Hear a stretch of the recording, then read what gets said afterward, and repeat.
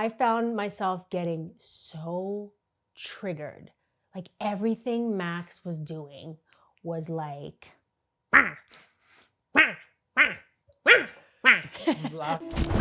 Welcome back to our channel. I'm Max. And I'm Maya. And we're living. Yes, we're living and learning, okay? Living and learning. We did a bunch of travels, so we're gonna take a little pause and do these little sit-down conversation videos. There's been a lot of moving around, and there's so much that happened that we need to unpack in our life. Yeah. And we like to invite you to have this conversation with us as we like Maya said, we're learning and growing. And through conversations, it's important to have these sit-downs because it rarely happens these days.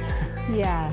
In the comments, there was a question like, you guys are together 24/7, how do you even deal? And reflecting on that, Max and I have a very unique relationship where we're not only married and best friends, but we live on the countryside. Very isolated, you know, literally our neighbors are farmers and people who come here for like holidays and the weekend. So we're constantly in each other's face. Yes. But with the travel, that took things to a whole other level. Yeah. And we found that we were arguing so much. Yeah, so disclaimer, like you've seen the vlogs, and it's not that we're not trying to hide that when we're vlogging and showing our lifestyle when we're on the road. It's just that I think it's easier when it's already in the past and you can reflect upon it afterwards, because that is so fresh. And we've been really doing reflection on this travel and all, especially like putting the intentions on how we would do it differently. And one thing that has been upcoming in that conversation has been the arguing part that we sort of like didn't really address in the vlogs on our travel. It's necessary to have a video dedicated to arguing, especially for parents with children. And the reality is, it is high stakes. You are dealing with going from a life of, when I say single, I mean no children, okay? So whatever, if you're dating, if you're married, whatever, but no kids. When you are single, you have a lot of flexibility to do what you want. The moment there is a baby introduced into the picture, variables like lack of sleep, you know, sickness, and then travel, there's just a lot of strain.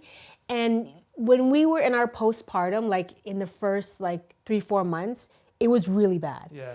And we even sought help. We went to go for counseling that you found. Yeah, I think back then it was very, very hard because we didn't really argue a lot when we were not with child, when we didn't have a kid, you know. And I think that going into like when you were pregnant, I was just so focused on like the delivery. And I've touched on this before in previous videos, but I have to emphasize that the importance of being aware that the relationship will have a lot of challenges. I didn't think of that at all. I was very, very naive. Yeah. So when it hit really hard, and I think that it was so hard because it's kind of like when something occurs to you so instantly, it became more intense and intimidating. So when we start arguing a lot with the child involved, I knew that it needed help. We needed help. Yeah. So we went to counseling, and we only did it like what, 2-3 sessions? Yeah. Yeah. But the tool that we did gain was the listening tool, which is like mirroring, and basically one person speaks, the other person is supposed to listen and repeat back what they heard. Yeah. And then once you say, did you get everything? Then you move on to the other person's. Which is an amazing It really tool does. Because it really, really, really grounds the two parts. And it's also very helpful because when you're hurt and you're feeling like you become so narrow-minded, you become so tunnel vision, you just want to be heard, not listening. So just introducing the person to literally talk without being interrupted and then being repeated, you know. Like there's been times when we've done it and we're still have a grudge with one another. There's times I don't even want to do it because I'm so angry that I don't want to listen to you right now. But it's so important, and like we have. So we pause and then we'll revisit it. But anyway, so we did that in our first few months, And it was very helpful because at that point I was just like, yeah, it was almost at the point of no return. Yeah. So I'm just glad that we did that. Fast forward to more recently, I think I'm going to speak for myself, because I found myself getting so triggered. Like everything Max was doing was like, I'm laughing. It's not fun. But it was fun. When I was in that, I just found that I could even see myself getting mad. And I was getting mad at myself for getting mad. I'm like, Maya, is it really that serious? Like I was trying to unpack what I was going through, but I was still angry. So yeah, that was my, and I can't even remember what specific things. No, like, and they're so petty. I think it's petty, but I also think it's like bottled up. And then we have to, you had a conversation with my sister, and she was reminding you how we're living in very extreme conditions. Yeah. Like everything has moved so fast. I feel like this year is a year where we're finally starting to ground ourselves, and you can tell that the dynamic between us has improved immensely because of that. In comparison to when we were on the move and traveling, because I don't even remember what we were fighting about. I just know that it was very moving around a lot, and and there was a lot of beautiful moments on that trip too, but it was I think it's also working together. Yeah, it's like that's like so, there's a lot of factors. Like like if I'm mad at you, I could just go to work and I do my thing. But I can be mad at you and then I go and have to like look at your face when I'm editing. And it's like, that is the background that YouTube couples know, that there are a lot of things going on behind the scenes. And I'm just confirming that again, that it is really tough when the highs are very high and the lows are very low, I think. Right. That's my experience anyway. What did you find challenging, or like what was causing lack of patience on your end? Lack of patience, I think I have this, and I've touched on this in the past too, that growing up, my parents are divorced, and the one thing that I was really fearful of was when there was an argument in our family and someone would just leave, and I hear a door slammed and someone leaving, and I have that in me where I fear whenever there's an argument and there's tension.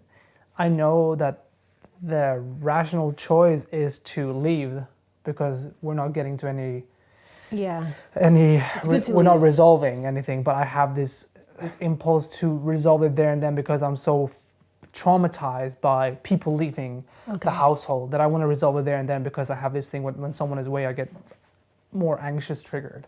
Right. So a lot of argument, a lot of heated debates or whatever could have been resolved and toned down if I just had the ability to maturely leave, or allow you to leave without exploding. Mm-hmm. Does that make sense? Yeah. If you could just leave and then calm down and then talk. Yeah. Because I think you want to talk about it then and there. Yeah. The major component in this that obviously is the physical reminder how flawed I am is seeing a living child in our presence when I'm arguing with you. Like, that is the biggest reminder that something is really bad. Yeah. And I don't think without a child that I would take it as serious. It's very easy to be like, oh, every couple fight, or it's normal, but like to see your own daughter witness tension in your home, it's just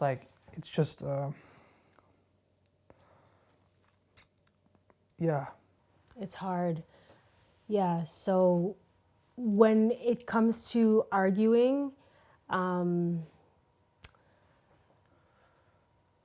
one who suffers the most is our daughter. And I remember we were arguing. I don't even remember what it was over. It was in Guatemala. I just remember Max is on the bed, on one side of the bed. I'm on the other because there's two beds in a bedroom, and Saga's crib is in the middle. I think she was in the crib, And she was sitting there, and I felt like complete and utter crap because we're just going to town, and she's like, and Saga is a very outgoing girl, and very outspoken. Like a few times, she's actually, when we started to raise our voice, she'd be like, ah, nah, nah, nah, nah.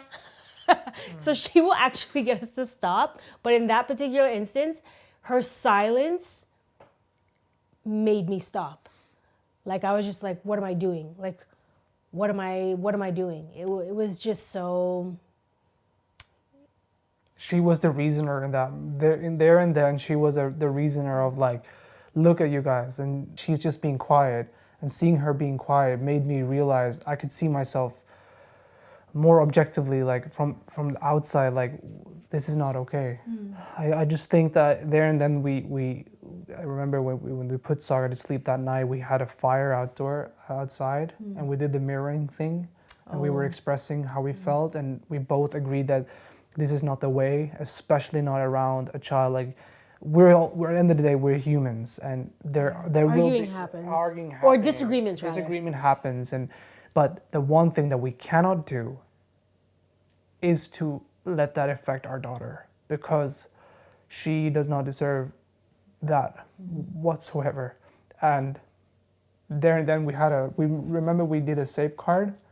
We tried to come up with a safe word where when someone says this word, we're supposed to stop. Yeah. And it worked effectively. It has worked. Effectively there. Yeah. Because here we haven't fought at all. That was the last time we actually fought. And the safeguard helped us with the circumstances, because it was still tension on this trip, because again, it was chaos. There was a lot of chaos with a lot of work. But since we came back home, we haven't been needing that safeguard. But yeah. That's the hard part. I think when I think back to my childhood, there's only one argument I remember, because I don't have that many memories with my mom and my dad together, but it was one argument where they were both, well, my mom was crying, me and my brother are on the bed. And I just remember my dad, I love my dad. He's a changed man. But like, he got so angry, he kicked the window, like karate kicked the window down. It's broken, and we're on the bed, and he's like, you guys have to pick your mom or me. And like, we're just so scared and so like, what's going on? But we just went to our dad, and then he left, and then we went to our mom. But like, I understand why people divorce, because it's just like the reasoning is, why would you subject this to your child? Like this is, so I can't speak on being a product of a home where two parents stayed together despite the argument. So I guess that's a question for you guys. Like if you were raised in a two-parent household, would you have rather your parents split up or stay together? I guess the ideal is to stay together and work through it. But most people don't have the willingness or humbleness to see your flaws and truly want to work through it. I really want to work through it. Like, yeah, of course. And so I think the tools that have helped me, the biggest tool has been going back to the Bible and prayer. And I think along with being back home, there's a lot less stress. There's different kinds of stresses now. It's like, now we're tired and we have sickness here and there, but not that much. But like just reading the word and like seeing how you're supposed to conduct yourself, and just like a wise person doesn't argue. Like, so if you're so-called wise, Maya, why are you here arguing? I appreciate that you're being vulnerable and sharing your past, because that's something I haven't shared on this channel either. But like, I come from, my parents were divorced too, and although I know that they had their issues, and I don't blame anyone, I don't hold any grudges towards anyone, but I appreciate that I've had that experience, because I have a cross-reference to what I don't want for my, child. Yeah. And and for me, what's helped me is being back and putting a lot of focus into work. I have been putting big intentions through this year to sort of uphold strategy So I've come across a lot of books that are focusing on strategy and focusing on the work, basically. And that has been, there's a lot of times when I want to distract myself with excuses, or I want to distract myself with whatever it could be. David Goggins has been, I picked up his 2 books, and he has a character that is very, very challenging to me, because he's very like, you know, I'm sure that he has his issue and he brings that up in his book, but like, he is an ultimate runner, and he's a Navy SEAL, ex-Navy SEAL, and he has a traumatic background, and he doesn't allow his traumatic background to be the definition of him as a character. So I've been pinpointing a few things there, which is like focus on work and my workout, basically. And that has been a great positive distraction for me to feel empowered and seeing results too, physically, for my mental health, and also the work. And when I say work, I mean like editing and my business, basically. To future Saga, I am very sorry that your mother and father are far from perfect, but we try very hard. And hopefully we can just continue to grow and become better parents. Yeah, Saga, I love your mother so much, and I'm so grateful for her, and everything that we do is, we do everything in the best interest of you, and that you're going to have a good childhood and upbringing, and know that as long as we stay together and we stay strong, then we have a very, very cool foundation for you, and we have a very, very, very fun life together as a family ahead of us. So thank you for being patient with us. Also know that we do our best. You know, it's interesting because I have a lot of like, because she'd be going to town right now. Like, she's literally screaming. Don't hit yourself. Saga, Saga, stop. Wait. Calm down. Yeah,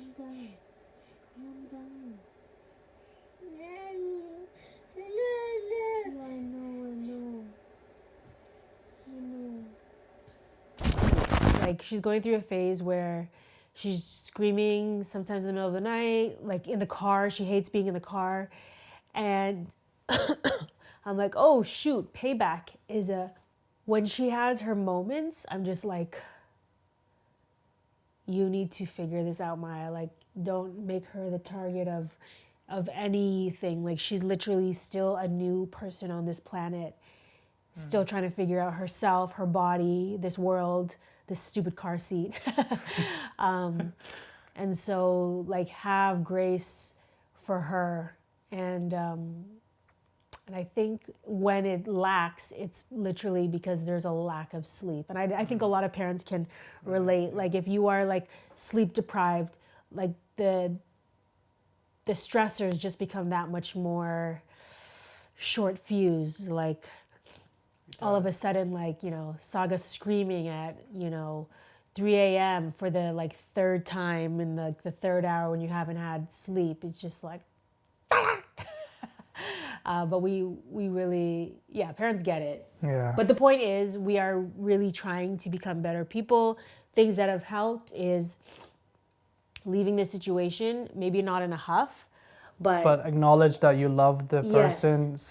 Just say, like, regardless on how mad you are at that other person, just say I love you and leave, because we know deep inside that we love each other. Like, despite how big your ego is and how hurt you are. Ego, man. Yeah, just I love you and leave. I've done it a few times and it feels so good afterwards. And and I also have to like say to you, Maya, like the transformation that you've done, like you from going from a new parent in a new country, like I know I've been raving about this, but literally, like, you have gone through a huge transformation. I know I have too, and I'm not disowning myself, but like, you have gone through so much, and I have been by your side 24/7 and seen the development and the transformation, and now you've come back to Sweden and you're killing it every day despite the circumstances. And I I know that this is something that you've been wanting for a long time to regain your place as an independent person, not just a mother and a boob machine or a milk machine. Yeah, it's just like I understand and I realize I'm a mother, but I also want to work. Like I want to go back to work. So yeah, I guess that's where we're at. We're learning, mirroring has helped. Like leaving this is a good reminder actually. This is really good for us. Yeah. Like saying I love you before you leave, because God forbid something were to happen and you left on like an argument. Oh, like so petty, so petty. So and having patience and grace for your child, reminding yourself that they're still new on this world and they still need to catch up and figure this out. Yeah. So please share in the comments below, guys. Tips, books. It doesn't have to be, we are human beings, regardless if you have kids. So if you're not in a relationship, like we know that you can relate to this in one way or another. So please share how you relate to this story, how you relate to this conversation, and how you would like to contribute with, if it's tips or advice. Or we're so grateful for this community we have. And honestly, like I would never sit here and have this kind of conversation with you if I didn't appreciate the space that you guys give us. So thank you so much for that. And thank you, Maya, for this. And Saga, like Saga is so great. Like I know, like I don't even care how I come across, but our daughter is such an awesome human being. Like she's so confident, she's so fearless, and she speaks her mind. She knows what she doesn't want. She knows what she wants. So we're doing something right. Of course. Thank you for So are you guys. Everyone is. Yeah, we're all doing our best, or at least trying, hopefully. Thank you so much for supporting us. Make sure you turn your notifications on, and we'll see you in the next video. Bye.